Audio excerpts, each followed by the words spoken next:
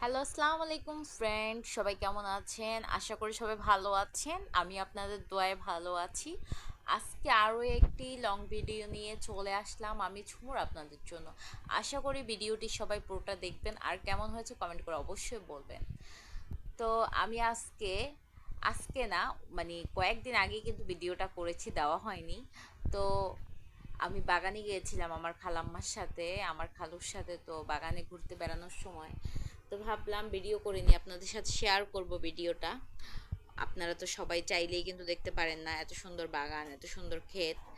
তো এই কারণে ভিডিওগুলো করেছি। দেখেন কত সুন্দর ঝোপঝাড় জঙ্গল, একদম কিন্তু দেখতে কিন্তু খুবই ভালো লাগে।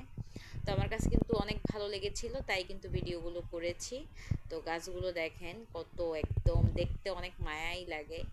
আর কত সুন্দর নিজস্ব গতিতে চলতে আছে, মানে গাছগুলো বড় হচ্ছে, খুবই সুন্দর লাগে। আর কোনো পানি নাই, কোনো যত্ন নাই, কি সুন্দর হয়েছে, মানে যত্ন অযত্নতেই। তো রাস্তাটা কিন্তু ইটের ছিল। আর এটা দুই পাশে গাছ, খুবই সুন্দর মনোমুগ্ধকর দৃশ্য। আর গাছটা কিন্তু খুব সুন্দর, ফুল গাছটা দেখতেই পাচ্ছেন।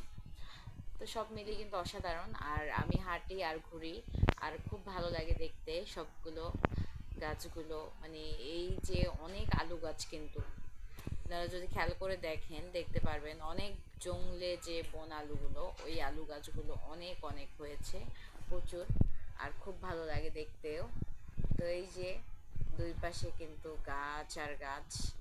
ওই পাশ থেকে কিন্তু আরেকটা রাস্তা চলে গিয়েছে, কিন্তু ওই রাস্তাটাতে কিন্তু আমি ঢুকিনি। তো আমি এই পাশ দিয়ে এসেছি। এখানে কিন্তু অনেক সুন্দর সুন্দর গাছ, অনেক রকমের। তো মাঝখানে কিন্তু আমি হাঁটতেছি, ঘুরতেছি, যাইতেছি, এই আর কি। তো আমি আজকে হাঁটবো সারাদিন, খালি ঘুরবো। তো সারাদিন ছিল আমার, বৃষ্টিতে ভিজেও গিয়েছিলাম আমি। বৃষ্টিতে ভিজে কিন্তু লাস্টে একদম পাহাড়ের নিচে নেমে গিয়েছি। আমার মামা একটা ছোট করে ঘর উঠিয়েছিল ওইখানে, তো ওই ঘরটাতে ঢুকে গিয়েছিলাম, এই আর কি। তো বৃষ্টিতে যে অবস্থা ছিল আমাদের। আর এই যে রাস্তা দেখেন অনেক ভেঙেও গেছে কিন্তু রাস্তাগুলি। আর এই যে অনেক ইটগুলো নেই। তো এখানে কিন্তু বড় বড় গাড়িও আসে। তো রাস্তাটা কিন্তু সংস্কার করলে কিন্তু অনেক ভালো হতো গাড়িগুলোর জন্য আর আমাদের জন্য, তাহলে আর হাঁটা লাগতো না, বসে বসে চলে যেতে পারতাম, এই আর কি। তো আমি কিন্তু না ঘুমিয়ে একদম চোখের 12টা বাজিয়ে দিয়েছি। চোখের নিচে কিন্তু কালো হয়ে গেছে একদমই আমার, এই আর কি অবস্থা আমার।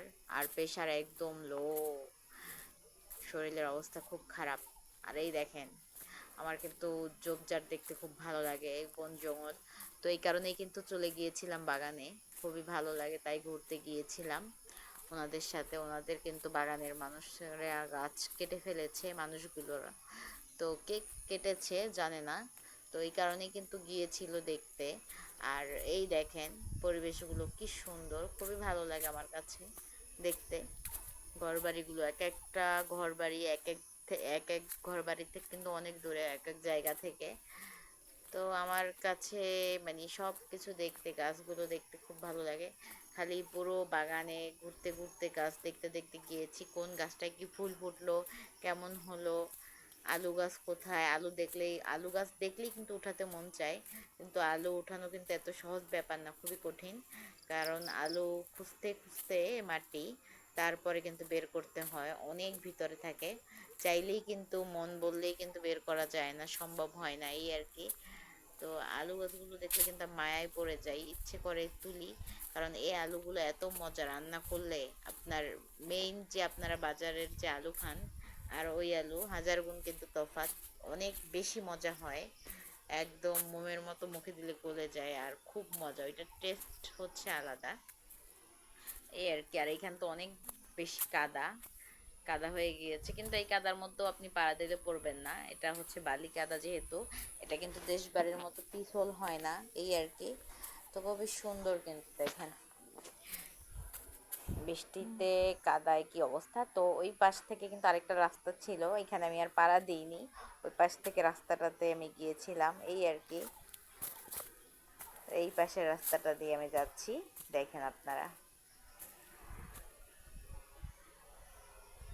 যতই দেখি আমি মুগ্ধ হয়ে যাই, এত সুন্দর জায়গা আমাদের এখানে।